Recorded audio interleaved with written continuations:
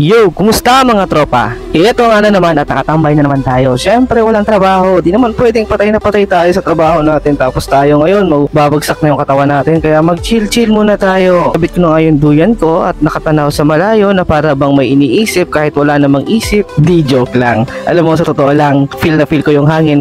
Kasi nga sa araw-araw na sobrang busy, minsan mo lang mararanasan yung magpa-relax-relax ka dyan. At saka yan nga pala yung kapatid ko, ba nag-video-video, kala mo naman vlogger. Ang totoo, ay bahala kayo, moment na yan, kaya hayaan nyo na.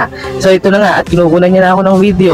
Dahil nga sa katakawan ko na hindi pa luto, tinitira ko na. I mean yung hotdog, kinain ko na. So ito nga, feel na feel pa. At yung isa, naiinis na. Kasi nga, para naman yun talaga sa mga bata. Tapos kinain ko pa. So paano? Ito nga pala yung dalawa kong dalaga. Minsan lang yan makaligo ng dagat, kaya sulitin na.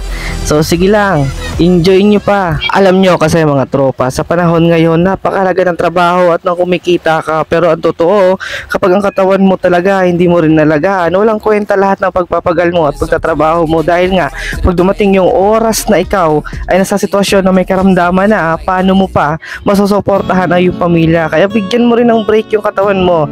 Kahit pa paano, hindi yun katamaran, kundi pagbibigay ng pagpapalaga sa katawan mo na kahit minsan papahinga ay huwag mong pagdadamutan.